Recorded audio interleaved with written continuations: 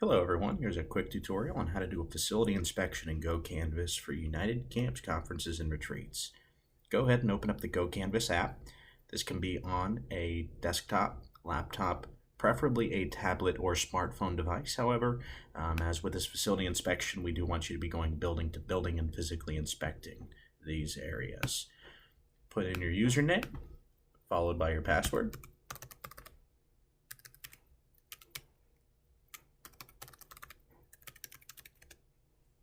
Hit enter. It's going to log you into GoCanvas. You're going to be looking for the Facility Inspections folder, followed by the UCCR Facility Inspection. It's going to load up the GoCanvas app, starting with the table of contents. We'll begin with general information. And at this point, go ahead and put your name. This would actually be the name of the director. If someone was doing this inspection for you, please still have them put your name. There will be a section later where they can enter their name as the inspector. The facility that we are inspecting, in this case, we will click on Temple Hills and the inspection year. This would be 2018. There are a number of documents, if you're connected online, that you can have access to, which shows you a detailed way to conduct this inspection. It very clearly spells out exactly what needs to be checked and what needs to be completed. As you can see, building inspections checkpoints. Under grounds, it explains what we expect you to look for. Structure, exterior, windows, doors, trim, indoor, kitchen, etc. If you are familiar with facility operation, none of this should be as a surprise to you. For example, under the kitchen, you need to make sure that you have a working exhaust fan and an Ansel system. That your electrical condition, there are no arcing outlets or exposed wires, your sinks and washers are draining properly, no leaking pipes, the condition of your floor, if there's any chipping, tearing, visible tile conditions that are beginning to come up, the conditions of walls, etc. I won't go over this list by list, but none of this should be as a surprise to you, and this details in a very thorough manner exactly what you're going to be looking for on a building inspection. We're going to go ahead and exit out of this document, but I do encourage you, if you have someone completing this inspection for you, print this out and send it with them with the tablet or the smartphone device, as again, it very clearly demonstrates exactly what they need to be looking at and what they need to be looking for. We're going to go back to the inspection here, and again, that link information was accessed by clicking on this document. You do need to be connected online, as it is stored on the Google Drive. An overview of these checkpoints will be demonstrated on the following page, which you can view on or offline as long as you're logged into GoCanvas, and then this facility inspection is to be completed every year. We will click Next, and as you can see, this is a less organized and visually attractive document. It's a little harder to follow, but nonetheless, this does detail everything in that following page, which is every category and the areas we expect you to look at. We will click Next here, and you'll better understand why these categories are so important. As we add a facility, I will add the dining hall in this case.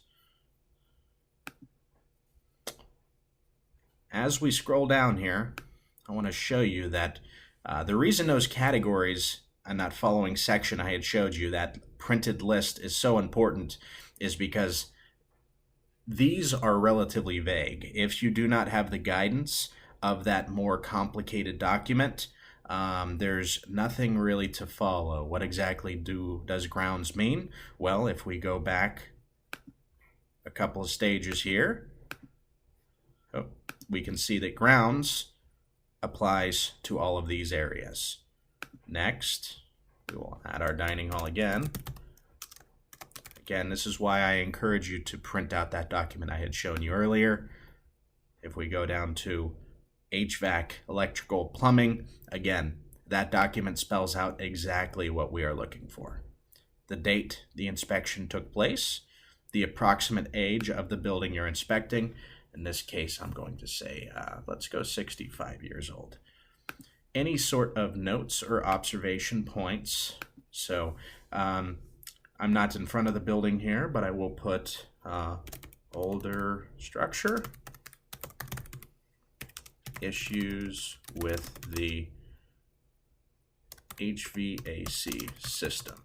Just as an example, if there were other general observations you needed to make about the decor, pieces that needed to be replaced or repaired, or anything that stands out, it would be good to put that in notes.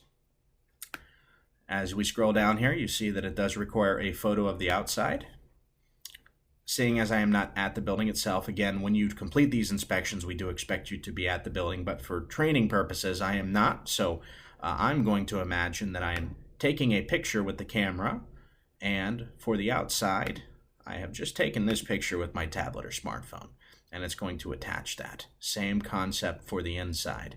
You're going to take your tablet or smartphone and capture a picture using the camera of the inside. In this case, I'm going to say that I captured this picture, and open that, and it has attached that picture.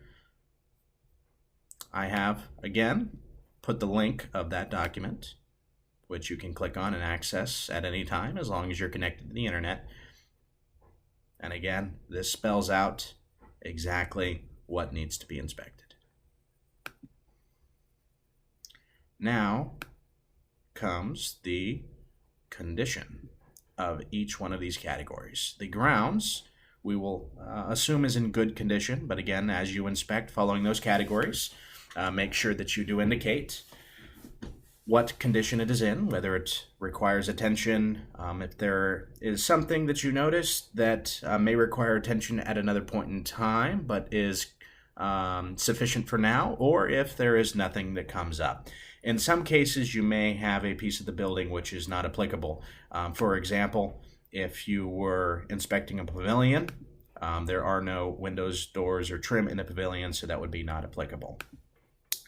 As I click on grounds, I'm going to put may require attention, and as you can see, it pulls up some note information here. So if grounds may require attention, I might say that water is puddling in front of the door.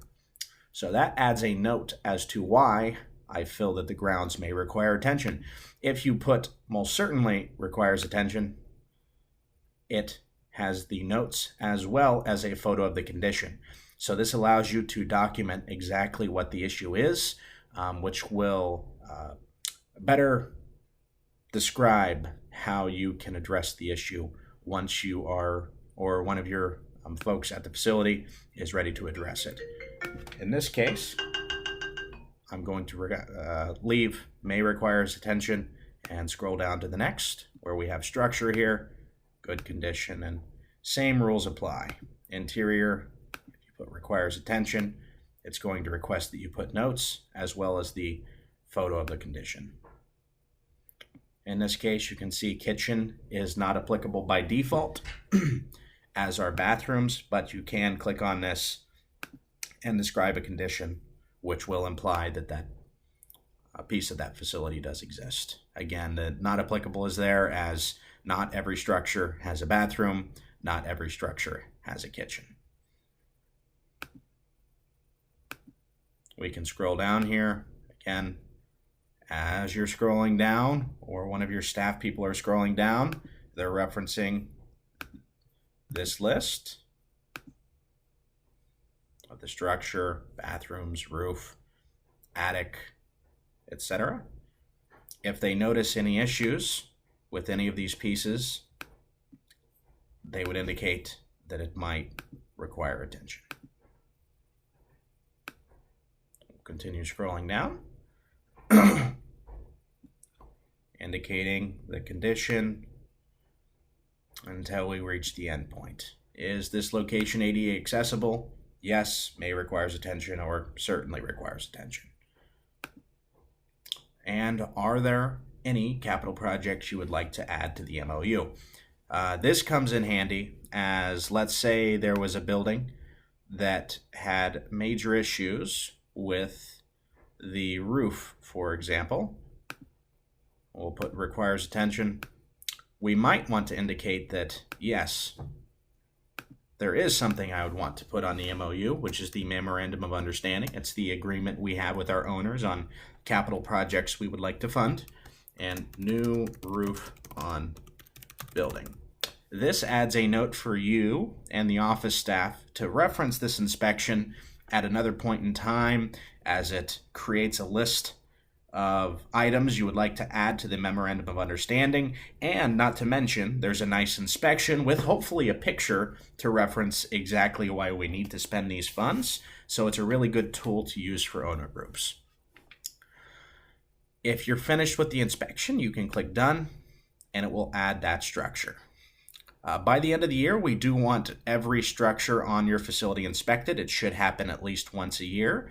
If you have your tablet and you're in a good process, this really doesn't take too long. We do want you to make sure you're checking the nooks and crannies of buildings. If there's a basement, for example, make sure you do actually go into the basement or go into the attic and opening cupboards, just to make sure that everything is in good condition. This is creating a history of how well we are maintaining buildings, and not to mention it's giving us a compass of where we might be able to better focus our maintenance efforts or housekeeping efforts, or better focus owner capital investments to make sure that our guests are getting the best experience possible. Once you have finished inspecting the structures you are going to be looking at for that day, you can click Next. Now, as promised, here's the inspector information. If I am also the inspector as well as the director, I can just put my name. The title is going to be whoever you're doing, or if it was a maintenance lad you had doing it, a maintenance director or retreat worker, etc. The date, and then the inspector signature. And now, you can even review the document here. And as you can see, if you would like, you can double check details and make sure that there was nothing missed. If everything suits your fancy, you can click Next. You can email a copy of this to whomever you see fit. There might be a case where you would want to CC your maintenance director, or send a copy to the CEO. By default, this will go to the COO. And I'm going to leave the sync after submit copy here, as well as the email me a copy on. I'll even show a PDF after sync. Now I'm going to click submit. Seeing as I had the sync after submit button selected, it's going to send all the information where it needs to. It's going to email everyone who needs to receive a copy of this inspection. And once it is finished, because I had the show PDF selected, it's going to automatically pull up a PDF and show you a copy of your inspection. As you can see, everything is here. The name of the director, the facility, the inspection year, as well as all the pictures in there nicely. It keeps all of this nice and organized, even adds a location, so that as we move through the year or the years with these facility, we can keep a good history of the condition as we maintain them. And again, it gives you a compass to focus on your maintenance efforts, and again, a compass as well for the owners on where they might want to invest their typically scarce resources. So this is a great tool that we need to continue utilizing. And again, this does, by the end of the year, need to be completed for every structure at the facility. Buildings, pavilions, if it stands, it needs to be inspected. All right, and that ends this tutorial.